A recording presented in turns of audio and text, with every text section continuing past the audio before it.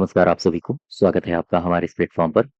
UP triple SC ने अभी एक वैकेंसी निकाली है जूनियर असिस्टेंट की, कनिष्ठ सहायक की। और यूपी ट्रिपल एससी अभी चर्चा में भी रहा था। इसने कई सारी परीक्षा तिथियाँ, एग्ज़ाम डेट्स निकाली थी। हालाँकि एग्ज़ाम डेट बहुत छोटे-छोटे एग्ज़ाम्स की थी, जिन्हें एक एक ही दिन में 1 या 1 से अधिक एग्ज़ाम भी कराए जा सकते हैं। तो अभी जो आपके बड़े एग्ज़ाम्स होने हैं, जैसे वीपीओ या फिर जूनियर असिस्टेंट, इनकी परीक्षा तिथियां अभी जारी नहीं की गई हैं। और जो जूनियर असिस्टेंट 1262 है, इसकी टाइपिंग की डेट भी जारी कर दी थी आयोग ने। इसके अलावा 5512 वैकेंसी भी निकाल चुका है जूनियर असिस्टेंट के लिए। इसके अलावा लगभग 2700 वैकेंसी भी जूनियर असिस्टेंट की ही निकाली गई हैं। तो आप देख सकते हो आयोग ने पिछले सालों में 52718 और 7512 लगभग 9000 वैकेंसी निकाली हैं, लगभग। और ये केवल और केवल जूनियर असिस्टेंट की हैं। तो मेरे हिसाब से अगर आपके पेट में कितने भी मार्क्स हों, बस 0 ना हो, नेगेटिव ना हो और 0 से कम ना हो। अगर आपने इतने मार्क्स ऑब्टेन्ड किए हैं, इससे ज़्यादा मार्क्स ऑब्टेन्ड किए हैं, तो आप इसको फॉर्म ज़रूर डालिए। 10-15 नंबर तक भी हैं अगर आपके, तो ये वाला फॉर्म आप ज़रूर डालिए, ठीक है? टोटल पद हैं 2702 और इसमें जो चयन की प्रक्रिया है, वो भी आपको बता दिया गया है। शॉर्ट लिस्टिंग होगी आपकी और वो उसी आधार पर होगी, जिस आधार पर टेट 2023 में आपका स्कोर होगा।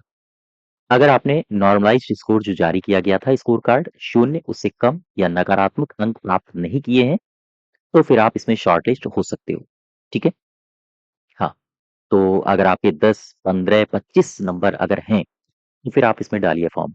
और इसमें बहुत सारी बातें दी गई हैं, तो आप इनको पढ़ सकते हो। आवेदन कैसे किया जाए उसकी सूचना दी गई है। आवेदन की प्रक्रिया क्या होनी चाहिए। हालाँकि जब आप आवेदन करेंगे दिसंबर से इसके फॉर्म ऑनलाइन शुरू हो जाएँगे, तो वहाँ पर आप जैसे-जैसे आवेदन करते जाओगे, एक-एक कॉलम भरते जाओगे, आगे के रास्ता आपको खुद ही दिखने लगेगा, कैसे भरना है। तो ये सारी बातें आपको ये सारे के सारे निर्देश दिए गए हैं, ठीक है?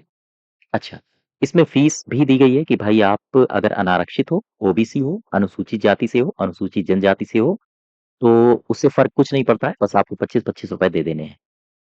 और ये फिर आप 25-25 रुपए के साथ आप फॉर्म इसका डाल सकते हो, ठीक?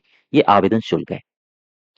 इसके बाद फिर जब इसकी मेंस परीक्षा होगी ना, तब उसका फ़ीस अलग से कटेगा। लगभग शायद 180 या 200 रुपए होता है, जो भी हो। तो ये सारा का सारा मैटर आपको दिया गया है। ये आप देख लीजिए, पढ़ लीजिए, कैसे-कैसे आपको आवेदन करना है। ये आवेदन पत्र में अगर कोई गलती हो जाती है, तो फिर उसमें संशोधन कैसे किया जाए, जैसे नाम में वर्तनी गलत हो गई, पति आपके हैं या फिर पिता हैं, उनके नाम में अगर गलती हो गई है, पत्राचार पता में गलती हो गई है, कोई प्रमाण पत्र आपने लगाया, इन सब में अगर कोई दिक्कत आ रही है, तो फिर आप इनको शुद्ध कर सकते हो, ठीक कर सकते हो, ठीक है? ये सारे डेटा आपको दिए गए हैं, निर्देश दिए गए हैं। अच्छा, पदों के विवरण पदों के विवरण में आओ ज़रा, यहाँ पर देखते हैं। राज्य कर आयुक्त कार्यालय, इसमें 1111 पद हैं। संभवतः सबसे ज़्यादा पद इसी में है क्या? 1 मिनट रुको मैं देख लेता हूँ। हाँ, लगभग इसी में है। ये जो कार्यालय है, राज्य कर आयुक्त कार्यालय, सबसे ज़्यादा पद हैं। अनारक्षित के 454 हैं, 228 एससी के हैं, 14 हैं एसटी के, 304 हैं ओबीसी के और ईडब्ल्यूएस के हैं 111। इसके अलावा आप जिस क्षेत्र के हैं, अगर आप 2700 में आप फॉर्म डालते हो, तो आप जिस क्षेत्र के हैं आपको वहाँ भी जॉब मिल सकती है। जैसे ये जो पद आए हैं, इनमें बहुत से पद यूनिवर्सिटीज़ से हैं। जैसे अगर आप कानपुर से बिलॉन्ग करते हो, तो आप छत्रपति साहू जी महाराज विश्वविद्यालय में भी अपनी जॉब ले सकते हो। गोरखपुर से अगर आप हैं, पूर्वी उत्तर प्रदेश से हैं, तो ये यूनिवर्सिटी है दीनदयाल उपाध्याय गोरखपुर विश्वविद्यालय। यहाँ पर आप कनिष्ठ सहायक के तौर पर काम कर सकते हो और वेतन भी ठीक-ठाक है। 21,700 से लेकर 70,000 रुपए। 25 पद यानी कि आप देख सकते हो 61 पद हैं। कानपुर में हैं 58 पद। किसी भी यूनिवर्सिटी में इतने पद बहुत होते हैं, ठीक-ठाक होते हैं। आप आराम से इसमें एक पोस्ट पोस्ट ले सकते हो, ठीक है? हालाँकि यूनिवर्सिटी में अगर देखा जाए तो मैक्सिमम 2, 4, 15 इस तरह से पद आते हैं। लेकिन यहाँ पर 61 पद, 58 पद और कौन-सी यूनिवर्सिटी? यूनिवर्सिटी हाँ, ये 46 पद हैं, अलीगढ़ में, राजा महेंद्र प्रताप सिंह राज्य विश्वविद्यालय। और जैसे ये है आजमगढ़ में महाराजा सुहेलदेव 40 वैकेंसी है, ठीक 16 पद हैं जनरल कैटेगरी के। इसके अलावा महिला कल्याण निदेशालय में भी हैं 40 पद। और बाकी ये वाला देख लीजिए, वाराणसी में है। अगर आप लोकल के हैं, वाराणसी के आस-पास के क्षेत्र के हैं, तो प्रेफ़रेंस में सही रहेगा ये। संपूर्णानंद संस्कृत विश्वविद्यालय, 36 पद हैं, है ना? माँ शाकंभरी देवी, ये सहारनपुर का है। सहारनपुर, हाँ, 30 पद हैं यहाँ पे। इसके अलावा और भी कई सारे हैं, बुंदेलखंड झांसी से, या फिर आप बुंदेलखंड जैसे ललितपुर एरिया से, या फिर झांसी से, महोबा इस क्षेत्र से बिलॉन्ग करते हो, तो ये विश्वविद्यालय आपका सही रहेगा, ये लोकेशन। तो इस पद हैं, है ना? और कानपुर से अगर आप हैं, कानपुर के आस-पास कानपुर देहात हो गया, उन्नाव हो गया, तो ये वाले पद आपके लिए, ये कारखाना ठीक रहेगा। निदेशक कारखाना, उत्तर प्रदेश कानपुर, 18 पद हैं। यहाँ पर जाने के लिए आपको सबसे पहले तो इसको फॉर्म डालना पड़ेगा, मेरिट लिस्ट में आना पड़ेगा, मेंस देना पड़ेगा, ठीक है? और फिर टाइपिंग भी करनी पड़ेगी। टाइपिंग के बाद जब पूरा फाइनल रिज़ल्ट आएगा, फिर आप यहाँ पे, आपके या तो कट ऑफ के आधार पर आपको लोकेट किया जाएगा, या फिर आपके प्रेफ़रेंस के आधार पर यहाँ पर दिया जाएगा।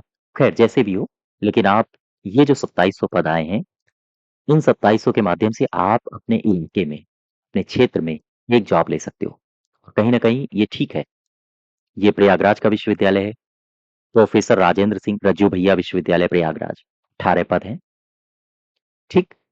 दिव्यांग सशक्तिकरण निदेशालय, उच्च शिक्षा निदेशालय प्रयागराज, महात्मा गांधी काशी विद्यापीठ वाराणसी में पद हैं 15। इसके अलावा ये सारे के सारे आप देख लीजिए इनको। ये पद है कार्यालय दुग्ध आयुक्त दुग्धशाला विकास उत्तर प्रदेश लखनऊ, 13 पद हैं, जिसमें से 6 जनरल के हैं, बाकी कैटेगरी के हैं। तो आप जिस कैटेगरी से संबंधित हो आप वहां पर देख लीजिए। कानपुर से हैं तो फिर श्रम आयुक्त कार्यालय कानपुर, ठीक है, मत्स्य निदेशालय में वैकेंसी है। और पेंशन निदेशालय उत्तर प्रदेश, होम गार्ड्स मुख्यालय उत्तर प्रदेश लखनऊ, लखनऊ से। तो ये डिपार्टमेंट्स आपको मिलेंगे, और आप यहाँ पर इनकी शाखाओं में बैठोगे जाके, ठीक है। राजा महेंद्र प्रताप सिंह, ये फिर से अलीगढ़ में, ये विश्वविद्यालय है। यहाँ वैकेंसी कितनी है? हालांकि यहाँ तो ये आरक्षित पद है, 80 कुल, SC अनुसूचित जाति, हाँ, एक ही पद है आरक्षित है। इसके अलावा और भी कई सारे पद हैं जो आरक्षित हैं, जैसे ये छत्रपति साहू जी महाराज कानपुर, यहाँ भी एक 80 के लिए आरक्षित है, तो ये आरक्षित पद है, ठीक। आप देख लीजिए इनको। तो खैर मेरे हिसाब से ठीक है, आप लोग डालिए 2700 में, और 2700 में आप पहले तो इसका जो शॉर्ट लिस्टिंग होगा उसमें आप क्वालिफाइड होंगे।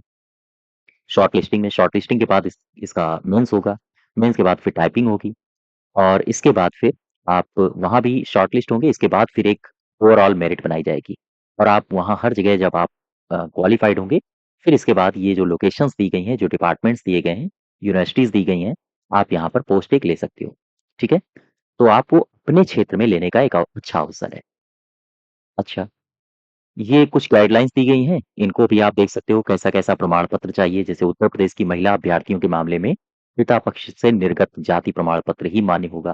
तो ये गाइडलाइंस है कुछ, इनको देख लो। अब इसमें देखो ज़रा अर्हता में, योग्यताएँ आपके पास क्या होनी चाहिए? अनिवार्य योग्यता, शैक्षिक यानी शिक्षा संबंधी योग्यता आपके पास क्या होनी चाहिए? और ये दी है अधिमानी अर्हता।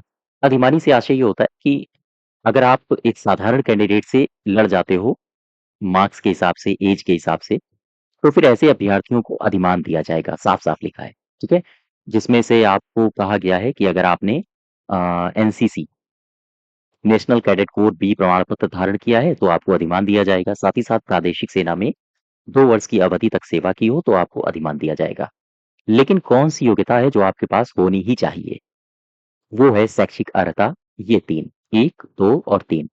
पहली कहा गया है कि आप अगर उत्तर प्रदेश से हैं, और उत्तर प्रदेश की इंटरमीडिएट परीक्षा आपने तय की हो, आपने पास की हो, तो ये आपके पास होनी चाहिए योग्यता, ठीक है? या उसके समकक्ष जो भी मान्यता प्राप्त संस्थान हो, वहाँ से अगर आपने कोई परीक्षा उत्तीर्ण कर रखी हो, तो वो भी मान्य होगी। लेकिन इंटरमीडिएट आपको पास होना चाहिए। दूसरे में कहा गया है कि आपके पास टंकण भी होना चाहिए। आपको टाइपिंग स्पीड 25 और 30 शब्द प्रति मिनट की गति बना के रखनी होगी। तो टाइपिंग आप करोगे, टाइपिंग स्पीड आपकी आ जाएगी। तो ख़ैर ये दोनों आपके पास होने ही चाहिए। क्यों टाइपिंग आवश्यक है? क्योंकि आपका जो मेंस परीक्षा होगी, मेंस के बाद आपकी टाइपिंग टेस्ट होगी। वहाँ अगर आप टंकण में कमज़ोर रहते हो, या फिर अच्छा प्रदर्शन नहीं करते हो, तो ये 2700 पद आपके लिए बेकार हैं। इसमें क्वालीफाई फिर नहीं कर पाओगे आप। और जो आपकी क्षेत्र में ही नौकरी पाने का हसरत है, वो भी आप कहीं न कहीं धूमिल कर दोगे। तीसरे में देखो, तीसरे में दिया गया है कि आपको ट्रिपल सी प्रमाण पत्र चाहिए। ट्रिपल सी प्रमाण पत्र आपको मिल जाएगा। बस ये है कि इसके फॉर्म चलते रहते हैं, तो आपको इसका फॉर्म डालना होगा। संभवतः 1 या 2 महीने बाद इसकी परीक्षा होती है। तो परीक्षा दीजिए और कंप्यूटर की बेसिक जानकारी संबंधी प्रश्न आते हैं, तो उसके लिए आपको मार्केट में बुक्स मिल जाएँगी, जैसे आप अरिहंत की भी ले सकते हो, ठीक है? मैं प्रचार नहीं कर रहा हूँ किसी का, जो भी आपको इच्छा हो वो आप ले लीजिए। और वाईटी में ही अगर आप और अच्छे से पढ़ना चाहते हो ट्रिपल सी के लिए, तो वाईटी में ही कई सारे लोगों ने पढ़ाया भी है, तो आप वहाँ से भी हेल्प ले सकते हो, ठीक है? लेकिन ये प्रमाण पत्र आपके पास होना ही चाहिए, तभी आप 5500 के लिए भी हैं। 5500 अगर आपने डाला होगा और 1262 अगर आपने डाला होगा, तो फिर इनके लिए भी आपको संभवतः ट्रिपल सी चाहिए होगा। और 2700 में अगर आपके पास नहीं है, फिर आप इसको ले सकते हो। ट्रिपल सी क्वायर करना बड़ा आसान है। बस ये है कि कुछ जानकारी होनी चाहिए कंप्यूटर की बेसिक, जो कि आपको मार्केट में बुक्स ले लीजिए और साथ ही साथ एक तो यूट्यूब चैनल है, वहाँ पर अध्यापकों ने ठीक-ठाक पढ़ाया है, जो ट्रिपल सी के लिए ही पढ़ाते हैं। तो आप यहाँ से भी हाँ, सहायता ले सकते हो। ठीक है? इसके अलावा अधिमानी अर्हता तो ये है, तो आप इसको भी देख लीजिए। अब आ जाओ आयु में, 18 तो होंगे ही आप लोग, इसके बाद मैक्सिमम 40। 40 वर्ष से अधिक आयु प्राप्त आपने ना की हो। इसके बाद फिर आपको एससी-एसटी के लिए आरक्षण भी दिया जाता है, तो 40 से ऊपर भी निकल जाती है। परंतु यह अनुसूचित जातियों, अनुसूचित जनजातियों, अन्य श्रेणी जो सरकार द्वारा समय-समय पर अधिसूचित की जाती है, अभ्यर्थियों की दशा में उच्चतर आयु सीमा उतने वर्ष अधिक होगी, जितनी निर्दिष्ट की जाती है। जैसे मान लीजिए 5 साल की आपको छूट मिल रही है, अपनी स्पेसिफिक कैटेगरी में होने के वास्ते, तो फिर आपको ये मैक्सिमम एज 45 साल हो जाएगी। ठीक है? इस प्रकार से। तो सामान्य जो अभ्यर्थी हैं, 18 तो होना ही चाहिए उन्हें, साथ ही साथ 40 साल अधिकतम। चयन का आधार क्या होगा? तो ये गाइडलाइन दी है चयन के आधार की। अब इसके बाद चयन के आधार में लिखित परीक्षा होगी आपकी और उसका जो पाठ्यक्रम है, वो आपको दिया गया है यहाँ पे, ये दिया गया है, लिखित पाठ्यक्रम। ठीक? पाठ्यक्रम में क्या दिया गया है? कह रहा है कि भाग 1 हिंदी आएगी, 30 क्वेश्चन्स आएँगे 30 अंकों के। लेकिन एक बात ध्यान रखिएगा, 25% नेगेटिव मार्किंग है, ऋणात्मक अंक है, यानी कि 1/4।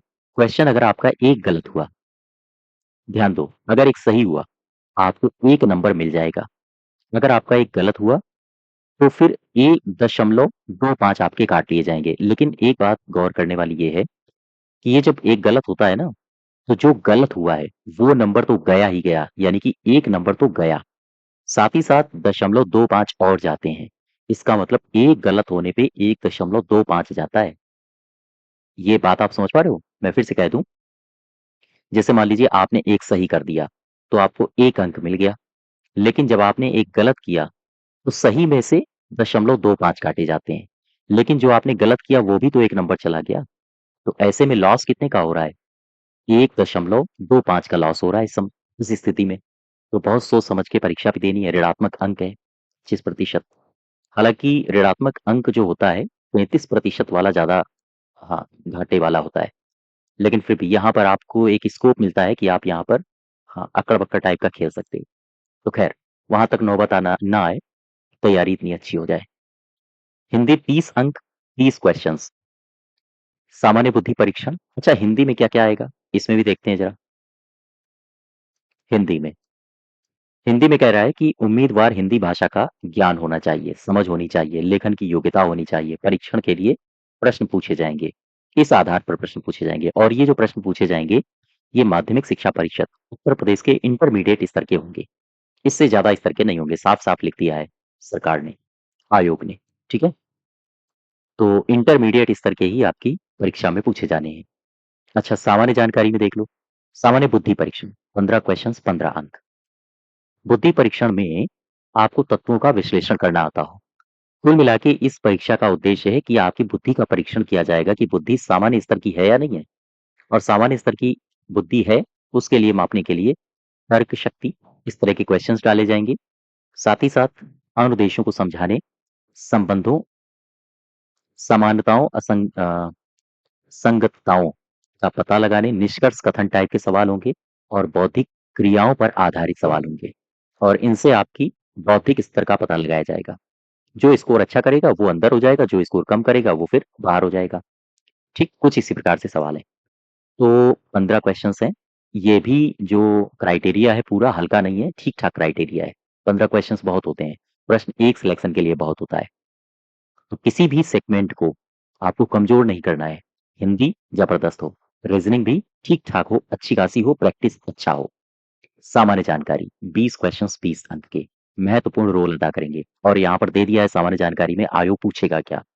कह रहा है कि प्रश्न पत्र का यह भाग उम्मीदवारों की चारों ओर के वातावरण के बारे में उनकी सामान्य समझ और समाज में उनके इस्तेमाल के बारे में उनकी योग्यता को आंकने के लिए एक अच्छा पैमाना है। मतलब समझ पा रहे हो?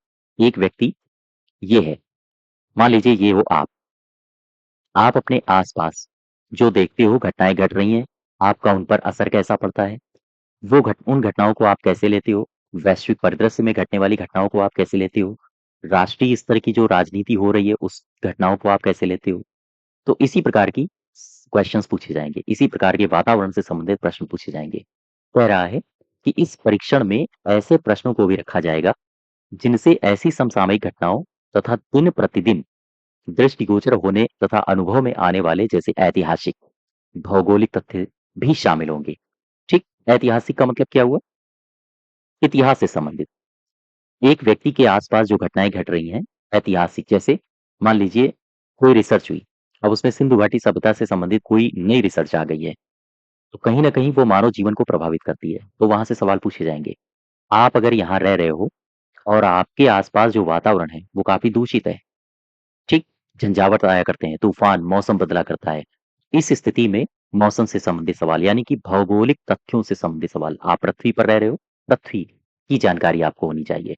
तो वही कह रहा है ना एग्ज़ामिनर जो आयोग है वो कह रहा है कि उम्मीदवारों के चारों ओर वातावरण में जो घटनाएँ घट रही हैं, उनकी आयोग आशा करता है कि जिसकी किसी भी शिक्षित व्यक्ति से आशा की जाती है, ऐसी जानकारियाँ उसके पास हों। विशेषकर कहाँ से? भारत से संबंधित। ऐतिहासिक जानकारी हो, भौगोलिक जानकारी हो, साथ ही साथ वैज्ञानिक जानकारी हो, जनरल साइंस उसको आती हो या फिर उसको पॉलिटी में क्या हो रहा है, राष्ट्रपति क्या होता है, प्रधानमंत्री अभी नियुक्त किए गए हैं, प्रधानमंत्री क्या होते हैं, मुख्यमंत्री जी चर्चा में रहते हैं, ये मुख्यमंत्री कौन होता है, संविधान संविधान सत्ता पक्ष हो या विपक्ष हो, संविधान की बात किया करता है, तो ये संविधान क्या है?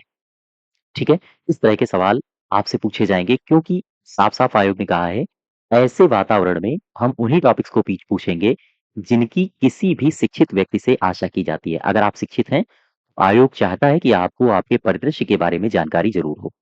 तो इतिहास हो गया, भूगोल हो गया, नागरिक शास्त्र हो गया, बहुत अंदर तक नहीं जाएगा, लेकिन बस शिक्षित व्यक्ति से कितनी आशा की जा सकती है, वहीं तक सवाल पूछेगा।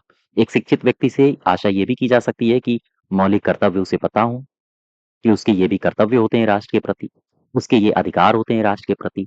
शिक्षित व्यक्ति से ये भी आशा की जाती है कि भाई आपको राज्य उत्तर प्रदेश के बारे में भी जानकारी हो। इन सब से सवाल पूछे जाएँगे और ये 20 अंक आएँगे, 20 क्वेश्चन्स, ठीक है? काफ़ी बड़ा सेगमेंट है और बहुत हल्के सवाल आएँगे। बात समझ पा रहे हो? खैर, ये 3 सेगमेंट हैं और ये 3 सेगमेंट आपके 30, 20, 50, 15 30, 20, 50, 15, 65 इतना केवल और केवल आपके 65 अंक कंप्लीट कर देगा। अब आते हैं बचे 35 अंक। ये आपके लिए काफ़ी महत्वपूर्ण है। ध्यान दीजिएगा, मेरिट उठाएँगे भी और गिराएँगे भी। चूँकि कंप्यूटर और यूपी स्पेशल, ये आप चाहे जूनियर असिस्टेंट दो, चाहे मंडी परिषद दो, चाहे आप 5512 वाला दो या फिर आप ग्राम पंचायत अधिकारी की परीक्षा हो, उसकी परीक्षा दो या फिर आप यूपी ट्रिपल एससी में कोई भी परीक्षा अगर देने जा रहे हो, तो यूपी ट्रिपल एससी ने ट्रेंड आजकल डाला है कि कंप्यूटर तो पूछेगा ही 15 अंकों का, यूपी स्पेशल 20 अंकों का और पूछ लेगा। तो कहीं न कहीं ये जो 35 अंक हैं, ये आपके लिए हाँ ये मोमेंट चेंजर का काम करेंगे। तो ये 35 अंक एक बार आपको पढ़ना है, कहीं से भी पढ़िए आप।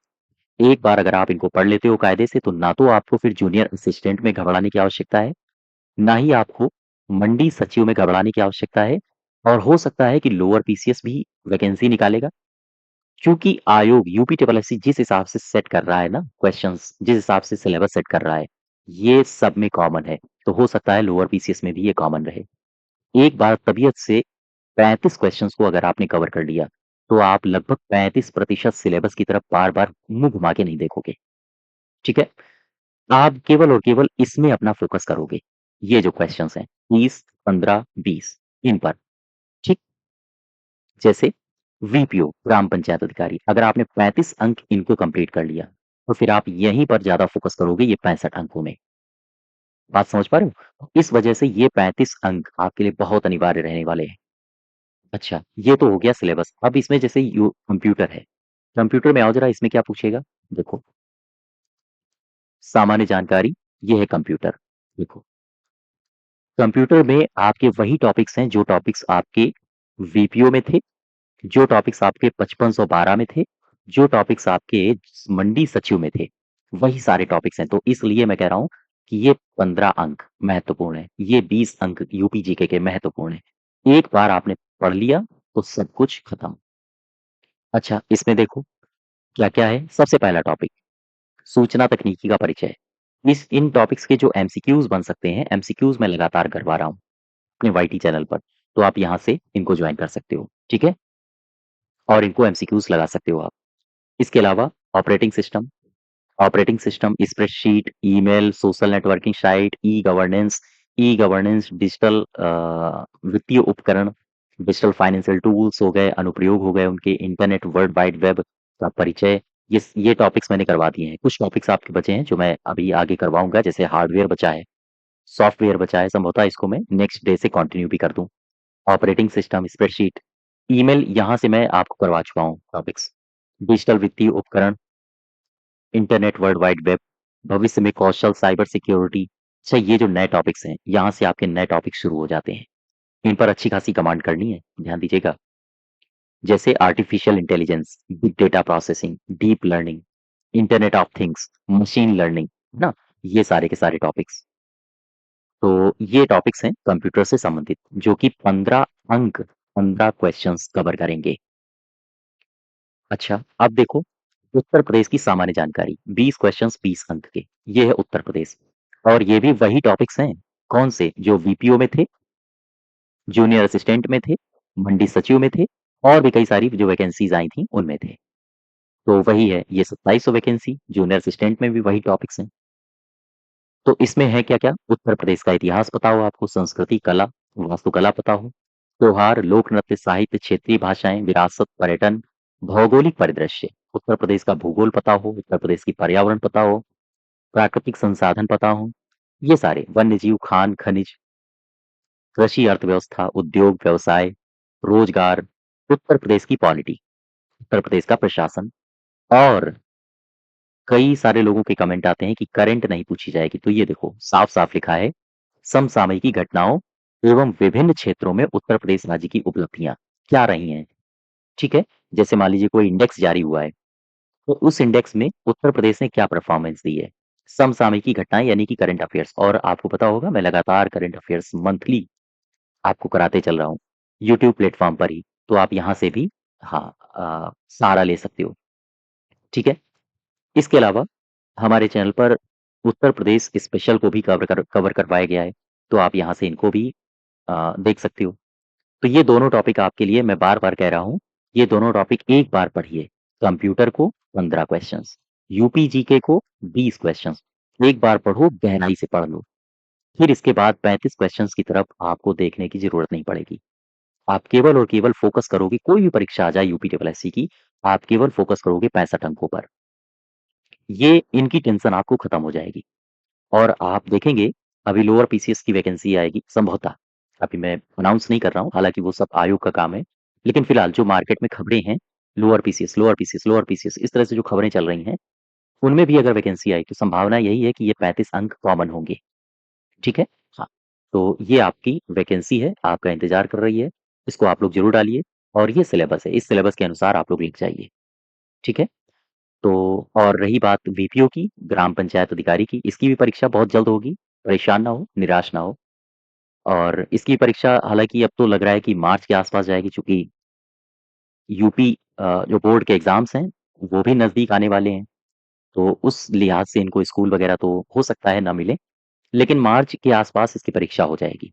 इसके बाद फिर आपका बड़ा एग्ज़ाम जो होगा, वो होगा जूनियर असिस्टेंट का। तब तक वीपीओ की क्लासेस हमारे एप्लीकेशन में चल रही हैं, आप चाहें तो इनको जॉइन कर सकते हो। वीपीओ के मॉक टेस्ट भी आपको मिल जाएँगे, वीपीओ के 65 अंक का कंप्लीट बैच भी मिल जाएगा और वीपीओ के लिए जो योजनाएँ हैं, योजनाओं का आपको एक बैच भी मिल जाएगा। लेकिन ध्यान दें, जो लोग कंप्लीट बैच से हमारे बैच से जुड़े हुए हैं, उनको योजनाओं का बैच लेने की बिल्कुल आवश्यकता नहीं है, ठीक है? कई लोग कह रहे थे कि योजनाएँ मुझे केवल योजनाएँ चाहिए, तो उनके लिए योजनाओं का बैच मैंने डाला हुआ है। तो ख़ैर, वीपीओ की क्लासेस चल रही हैं, तो आप इनको जॉइन कर सकते हो और आप मुझे बताइए आप लोग कितने लोग हो, जो जूनियर असिस्टेंट की तैयारी कर रहे हो? कमेंट बॉक्स में मुझे बताइए। तो ख़ैर, यहीं तक रखते हैं आज। धन्यवाद।